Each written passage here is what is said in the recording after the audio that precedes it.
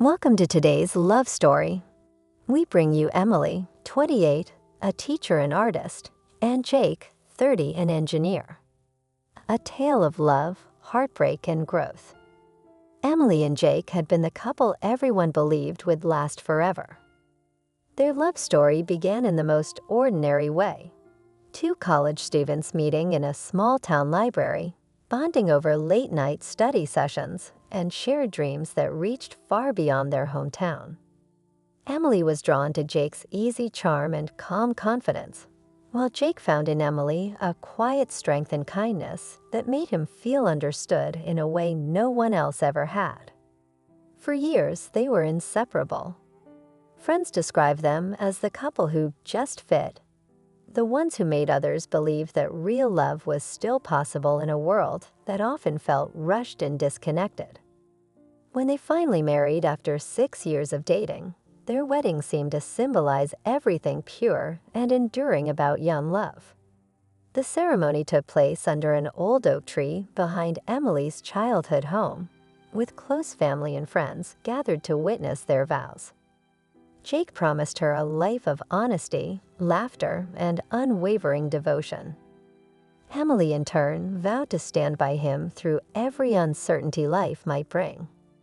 At that moment, their future felt invincible, as though love itself would shield them from the hardships that often erode even the strongest relationships. In the early years of their marriage, everything seemed to unfold as they had imagined. They moved into a modest house with white shutters and a garden Emily filled with wildflowers. Jake pursued his engineering career with growing success, while Emily became a teacher, dedicating her time to nurturing young minds. Their evenings were filled with shared dinners, laughter echoing through the kitchen, and long walks around the neighborhood as they talked about their plans for the future. From the outside, theirs was the kind of marriage that people admired. Steady, peaceful, full of mutual respect. But beneath that calm exterior, subtle cracks had already begun to form, the kind that no one notices until they begin to widen. Jake's job started demanding more of his time, and what began as occasional late nights slowly turned into weeks of near silence. Emily, once understanding and patient, began to feel the weight of absence. She would wait by the window for him, dinner growing cold, telling herself he was simply busy, that it was just a phase. But with each passing month, the emotional distance grew. Conversations that once flowed naturally became strained. The easy laughter that once defined their evenings faded into quiet meals where both searched for words they no longer knew how to say. Friends who visited noticed the shift but remained polite, not wanting to intrude. Emily, ever the optimist, continued to defend Jake's absence, insisting he was under pressure at work, that they were fine. But when she looked in the mirror late at night, she saw the exhaustion in her own eyes. The fatigue of holding together something that seemed to be slowly slipping away. Jake, meanwhile, had grown distant in ways even he could not explain. Success at work had not brought the satisfaction he expected. Instead, he felt restless, questioning choices he once believed in, including his marriage. Experts on relationships often note that love rarely collapses in a single moment. It erodes quietly, through neglect, unspoken frustrations, and unmet expectations. In Emily and Jake's case, this erosion was gradual, invisible at first. They still exchanged polite goodbyes in the morning and texted reminders about groceries or bills, but the tenderness had vanished. Emotional intimacy had been replaced by routine, and yet neither wanted to confront the truth head-on. Both clung to the image of who they used to be, hoping that familiarity alone could sustain what was slowly fading. The turning point came one ordinary evening. Emily had prepared Jake's favorite meal, determined to reconnect after weeks of emotional silence. When he arrived home, tired and distracted, she tried to start a conversation about their future, about the trips they once planned, the dreams they had set aside. But instead of the warmth she hoped for, Jake's responses were curt, distant. When she pressed further, his calm facade broke. He confessed that he didn't know who he was anymore, that the life they built felt like someone else's dream. Emily sat frozen, trying to process the words. The man she had loved since college was sitting across from her, speaking like a stranger. The following days were filled with silence that seemed heavier than words. Jake moved into the guest room, saying he needed space to think. Emily, still clinging to hope, believed that time apart would help them heal. But instead, it marked the beginning of the end. Each morning, they drifted further from each other, two people sharing a house but living entirely separate lives. Jake spent more time outside, taking long walks alone, while Emily buried herself in work, trying to fill the emptiness with routine. When the word divorce finally surfaced, it wasn't spoken in anger, but in quiet exhaustion. Jake admitted he didn't want to hurt her anymore by pretending to be someone he wasn't. Emily, with tears she could no longer hold back, realized that love alone wasn't enough to repair what had already broken.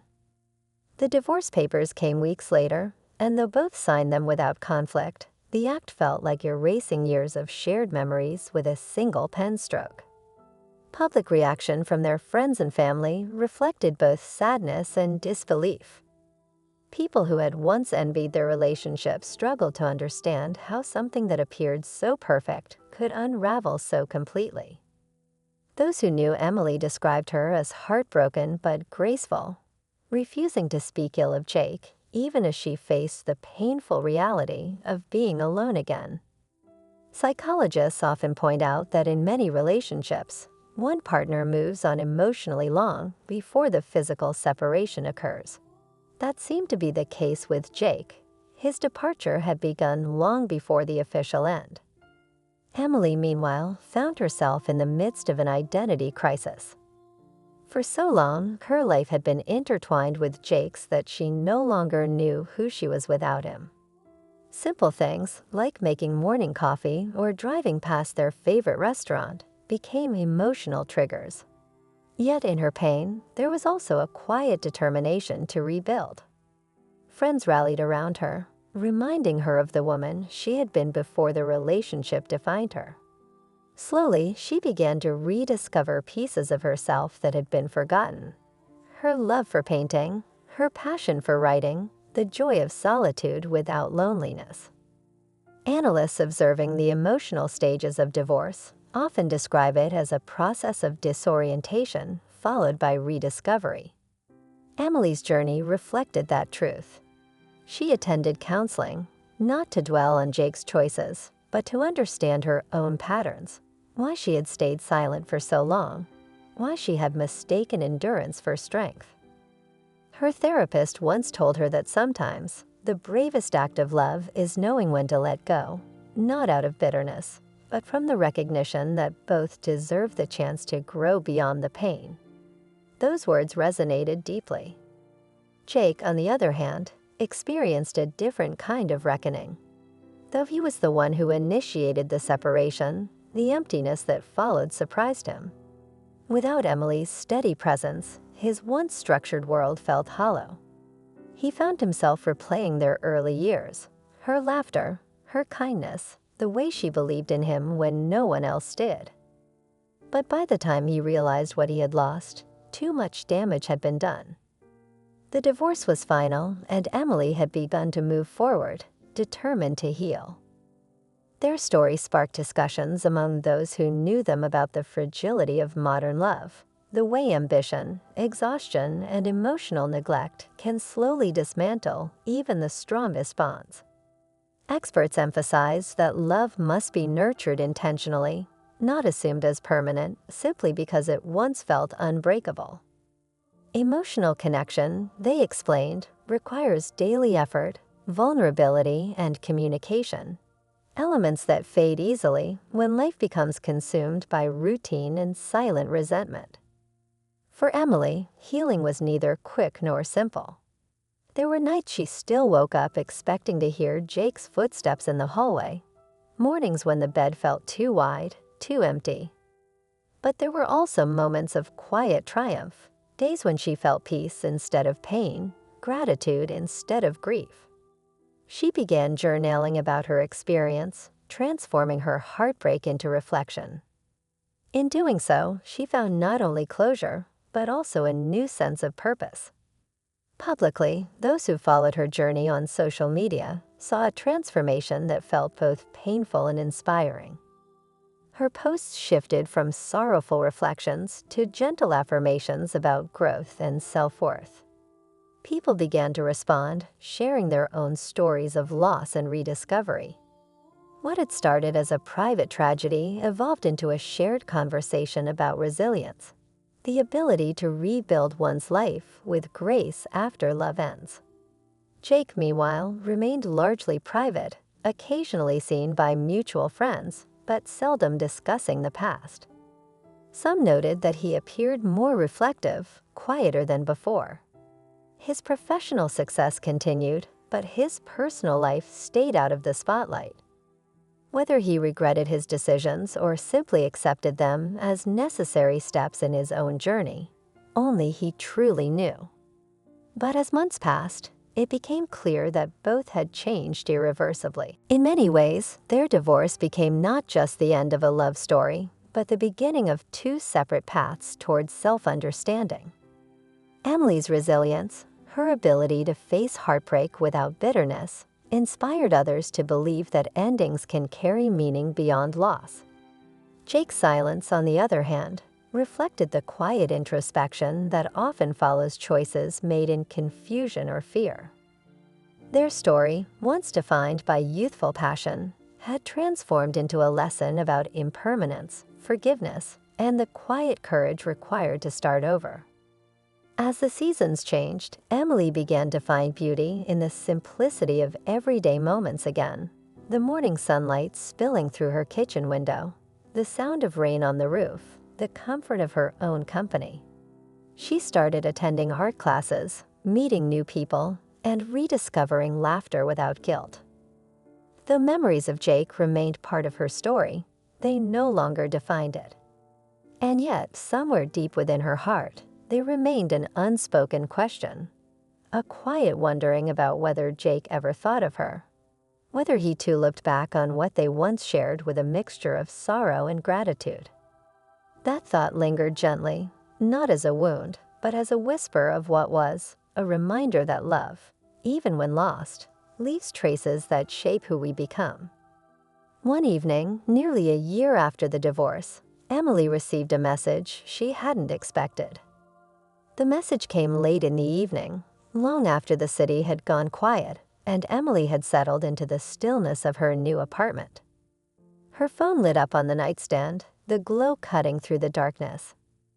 At first, she didn't recognize the number. It had been so long since she had seen it, and for a brief moment, she hesitated, unsure whether to open it. But curiosity and an old, familiar pull made her swipe the screen. The name that appeared sent a tremor through her chest. It was Jake. The message was simple, almost cautious. "Hi, Emily. I know it's been a long time. I just wanted to know how you're doing." For several minutes, Emily sat in silence, the weight of the words pressing against memories she had carefully packed away. The last time they had spoken, their voices had been heavy with finality. To hear from him now felt surreal, as if a ghost from her past had suddenly reached across time. She read the message again, her mind racing with questions. Why now? What did he want to say after all this time? Her instinct was to ignore it, to protect the fragile peace she had worked so hard to build. But beneath the layers of healing and self-assurance, there remained a quiet thread of unresolved emotion, a curiosity about the man she had once loved so deeply. After a long pause, she typed a short reply. "I'm doing okay, Jake. I hope you are too." What followed was not dramatic, but deeply human. Over the next few days, they exchanged messages that were polite at first, then slowly more open. Jake shared that he had been reflecting on many things lately, his choices, his mistakes, the way he had left things between them. He told her that after the divorce, he had thrown himself into work, convincing himself that success would fill the emptiness. But the busier he became, the lonelier he felt. His confession was not an attempt to rewrite history, but a quiet acknowledgement of regret. Emily read his words with mixed emotions.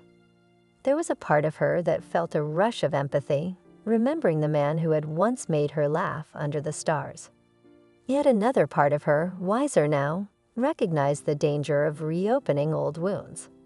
She responded gently, choosing honesty over nostalgia. "We both made mistakes," she wrote. "But I've learned that forgiveness doesn't always mean going back. Sometimes it just means letting go of the pain." Her reply carried the weight of growth, of lessons learned through tears and reflection. And though Jake didn't respond immediately, when he finally did, his words were humble. "I understand. I just wanted to say that I'm sorry for everything." Experts in emotional recovery often say that closure isn't always about reconciliation. It's about finding peace within oneself. Emily's exchange with Jake reflected this truth. The conversation didn't reignite old flames or lead to grand confessions. Instead, it offered something quieter but far more profound: understanding. For the first time since their separation, both could speak without anger or defensiveness. They could finally see each other not as the people they once tried to be, but as who they had become. Days turned into weeks, and though their communication remained occasional, it was marked by a new maturity. They shared updates about their lives, their work, the things they had learned since parting ways. Jake mentioned that he had started volunteering at a local community center, mentoring young engineers. Emily found it comforting to know he had found something meaningful beyond his career. She, in turn, spoke about her art exhibitions and the way painting had become her form of healing. Their conversations, though simple, carried an undercurrent of mutual respect, two souls acknowledging the beauty of survival after heartbreak. Public reaction to stories like Emily and Jake's often reveals how universal their emotions are. Viewers and readers who followed similar accounts online expressed empathy, recognizing their own experiences in the quiet pain of lost love and the courage it takes to rebuild. Social psychologists often observe that human beings are naturally drawn to stories of reconciliation, not because they seek fairy tale endings, but because they long to believe that pain can lead to growth. Emily and Jake's evolving dialogue embodied that hope, the idea that people can outgrow their mistakes without erasing their past. In her journal, Emily began reflecting more deeply on what their marriage had taught her. She realized that love, while powerful, is not invincible without communication and emotional honesty. She wrote about how people often mistake endurance for commitment, staying silent in relationships for fear of breaking what is already fragile. Her words were raw but insightful. Sometimes love fails not because it isn't real, but because it isn't nurtured. We forget that love needs tending. Like a garden, it withers not from storms, but from neglect. Jake, on his own journey, seemed to echo similar realizations. Friends who met him described a softer man, one more introspective than before. He had started attending therapy, not to rekindle what was lost, but to understand why he had pushed it away in the first place. His counselor encouraged him to confront his avoidance of vulnerability, the fear that had kept him from expressing emotions until it was too late. Slowly, he began to understand that strength in relationships comes not from control, but from openness, the willingness to be seen in all one's imperfection. The renewed contact between Emily and Jake didn't escape the notice of their old circle of friends. Some were cautiously hopeful, while others worried it might reopen old wounds. But Emily's approach remained calm and measured. She told those closest to her that she wasn't seeking to rekindle the past, only to understand it. Healing, she explained, isn't about pretending it never hurt. It's about remembering without breaking. Her words resonated deeply, a quiet anthem for anyone who had ever faced the ache of endings. In one of their later conversations, Jake asked if Emily would be open to meeting in person just for coffee. The request hung in the air between them for several days before she responded. After much reflection, she agreed, not out of longing, but out of a desire to close the chapter with grace. They chose a small cafe near the old park where they used to walk, a place filled with memories but softened by time. When the day came, Emily arrived early. She sat by the window, hands wrapped around a cup of tea, feeling a mixture of nerves and peace. When Jake entered, he looked almost the same, yet somehow different. The confident posture she remembered was now tempered with humility. Their eyes met, and for a brief moment, it was as if years melted away. But the moment was fleeting, replaced by a quiet acknowledgement of everything that had changed. Their conversation flowed gently, with pauses that carried both comfort and unspoken reflection. They spoke about work, mutual friends, and the small details of everyday life. Eventually, Jake admitted that seeing her again reminded him of the best parts of who he used to be. Emily smiled softly, not out of nostalgia, but understanding. "Maybe we bring out different versions of ourselves in different times," she said. "Back then, we did the best we could with what we knew." Relationship experts often emphasize that forgiveness is less about the other person and more about freeing oneself from resentment. Emily embodied that principle in this moment. She didn't seek apology or validation. She sought peace. And Jake, realizing this, expressed a simple truth that had taken him years to find. "You deserved better from me. But I'm grateful that, even after everything, we can sit here and talk." The meeting ended not with dramatic emotion, but with quiet acceptance. They hugged briefly, the kind of embrace that carries gratitude rather than longing. When they parted, there was no promise of rekindling, no hidden tension, just a shared understanding that some love stories don't end in reconciliation, but in peace. As Emily walked home, the evening air felt lighter, the world softer somehow. She thought about how love can shape a person long after it's gone. Not all love stories end with forever, but that doesn't make them failures. Some simply serve as chapters of transformation, lessons in empathy, patience, and self-discovery. Jake, driving away, felt the same stillness. For years, he had carried the burden of regret, believing that his mistakes had erased everything good that ever existed between them. But now he understood that while love changes form, it never truly disappears. It lingers quietly in the lessons it leaves behind. Over the next few months, Emily continued her journey of renewal with greater clarity. She began speaking at local workshops about emotional resilience, sharing her experiences with others navigating heartbreak. Her voice, steady yet tender, resonated deeply with those who listened. People thanked her for speaking openly about the complexity of love, how it can lift and break, teach and transform. She often reminded her audience that healing is not about forgetting someone, but about remembering without pain. Jake, meanwhile, found meaning in mentorship. Working with young professionals gave him a sense of purpose that went beyond ambition. He began to understand that fulfillment isn't found in external success, but in connection and service. His lessons from the past shaped the way he guided others, urging them to balance work with relationships, to communicate rather than retreat into silence. Public discussion around their story began to take on a reflective tone. Online forums and podcasts referenced their experience as a case study in emotional growth after loss.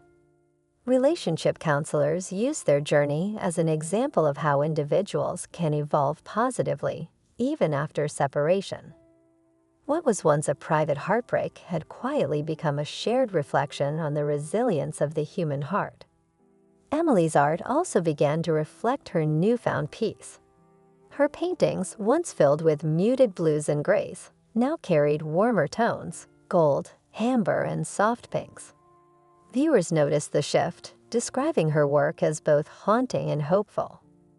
Critics praised her ability to translate emotion into color, calling her art a quiet testimony to healing. She didn't paint Jake directly, but traces of their story lived in her brushstrokes, the sunlight filtering through old wounds. The beauty of endings turned into beginnings. As seasons turned again, Emily received another message from Jake. Not long, not emotional, just a photograph of the old oak tree where they had once exchanged vows. Beneath it, he wrote, "Still standing." Emily stared at the image for a long time, her heart swelling with an emotion she couldn't quite name. It wasn't sadness or longing, it was gratitude. The tree was still there, weathered by storms, yet alive, just like them. She smiled, set down the phone, and looked out her window where the evening light painted the sky in gold. Life had moved on, but in a way that honored everything that came before. She whispered quietly, as if speaking to both the past and the present, "Yes, still standing." And as the world around her settled into twilight, Emily felt a quiet sense of closure begin to take root, not the kind that ends a story, but the kind that prepares it for whatever comes next. As the days turned into weeks following the revelation of their growing distance, Emily found herself navigating an emotional landscape she had never anticipated. The man she had once seen as her anchor, Jake, now seemed a stranger occupying the same physical space, yet drifting farther away with each passing evening. Friends noticed the subtle changes in Emily, the quiet glances out of the window, the pause in her laughter, the lingering hesitation before answering messages. It was as though a shadow had settled over the bright world she had carefully built. Jake, for his part, wrestled with an internal disquiet he could neither name nor dismiss. The ambition that had once driven him now felt hollow, leaving him with a restlessness that echoed through the empty rooms of their home. Colleagues praised his diligence and ingenuity, yet even their recognition could not fill the void that grew each night he returned home to silence. The very dreams that had drawn him to Emily now seemed distant, almost unattainable, leaving him questioning not only his choices, but the very person he had become. In the quiet moments, Emily reflected on the subtle erosion of their intimacy. What had begun as simple miscommunications, missed dinners, delayed replies, and small irritations, had evolved into a chasm neither could bridge.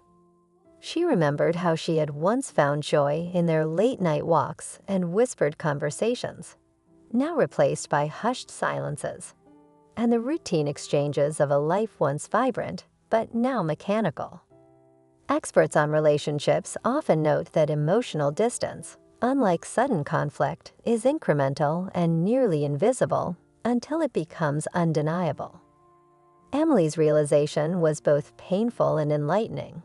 Love, while powerful, requires constant nourishment. The turning point arrived on a seemingly ordinary evening. Emily had spent the afternoon preparing Jake's favorite meal, hoping to reclaim some semblance of connection. When he returned home, shoulders hunched with fatigue, he sat at the kitchen table with a distant expression that pierced Emily's heart. She spoke gently, attempting to draw him into a conversation about their future, about dreams that had once been shared with excitement and hope. Instead, she was met with curt replies and an emotional emptiness that startled her. Finally, Jake confessed, in words both calm and shattering, that he no longer recognized himself within the life they had built together. He admitted that the person he had become was not who he wanted to be, and that continuing as they had was no longer sustainable. Emily sat in stunned silence, trying to reconcile the man she had loved with the one before her. It was not anger that filled the room, but an aching sorrow, the kind that seeps quietly into bones. That night marked the beginning of their separation, both physically and emotionally. Jake moved to the guest room, a space that quickly became a symbolic representation of their growing divide. Days stretched into weeks, and the once shared home felt cavernous and silent, each corner echoing the absence of mutual understanding. Friends and family observed the unfolding situation with quiet concern. Emily, typically the voice of composure, now wrestled openly with grief, while Jake appeared increasingly introspective, his usual charm tempered by an unspoken melancholy. In private, Emily documented her experiences, journaling late into the night, reflecting on the delicate balance of love, the subtle ways neglect could erode even the deepest affection. Psychologists often note that awareness of this dynamic is the first step toward healing, and Emily's conscious reflection marked a turning point in her emotional journey. The formal conversations regarding divorce were devoid of confrontation. They spoke with a calm, almost resigned civility, acknowledging the irreparable shifts that had occurred within their marriage. When the papers were signed, it was not with the finality of anger, but with the quiet weight of years of shared history being dissolved. Emily faced the aftermath with grace, though solitude pressed against her in ways she could not ignore. Jake, too, confronted an emptiness he had not anticipated, realizing that the life he sought outside of their marriage offered little solace in isolation. In the following months, Emily began to reclaim parts of herself that had been subdued in the course of her relationship. Painting returned as a form of meditation, journaling became a channel for processing emotion, and small acts of self-care, morning walks, reading in the park, reconnecting with friends, offered incremental restoration. Each step forward was both fragile and vital, a testament to human resilience. Therapists often emphasize that the stages of grief following the dissolution of a significant relationship include denial, anger, bargaining, depression, and finally, acceptance. Emily's journey mirrored this pattern, though she approached each stage with a deliberate consciousness. Jake, though physically separated, continued his own introspection. He sought therapy, volunteering, and mentorship, discovering that understanding one's choices and confronting emotional avoidance are critical in personal growth.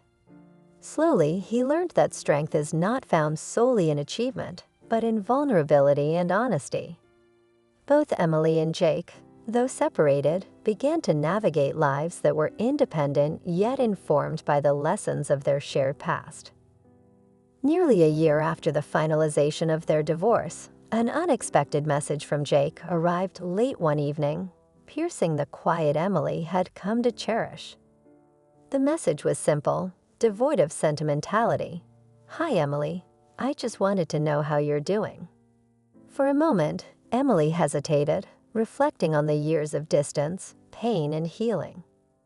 The careful balance she had constructed in her life might have been disrupted by the brief flash of nostalgia, but she responded with composure. "I'm doing okay, Jake. I hope you are too."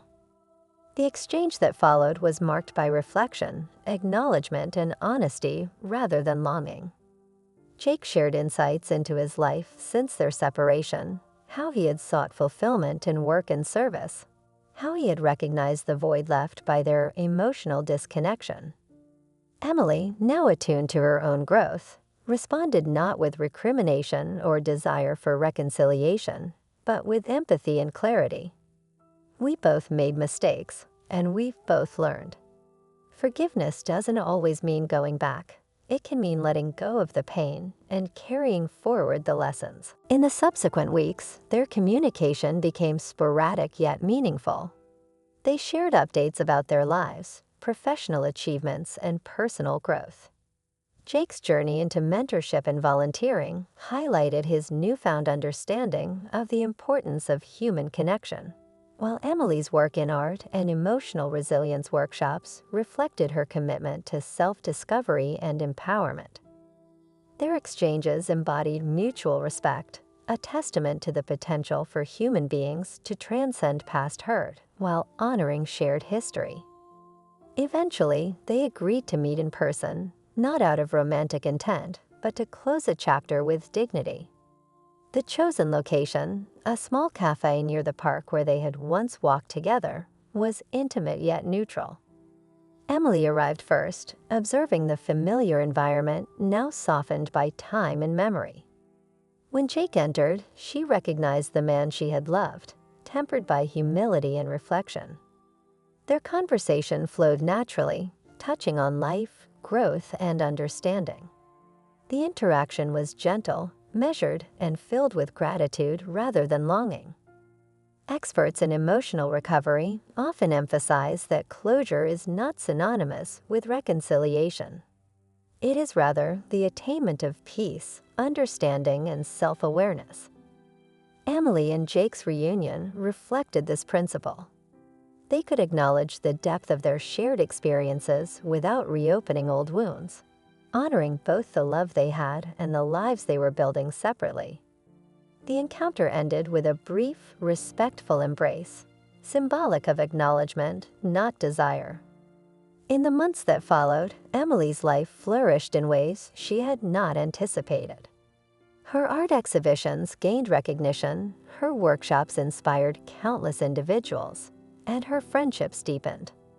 She learned to embrace solitude without loneliness, to find joy in self-reflection, and to celebrate small victories that had previously gone unnoticed.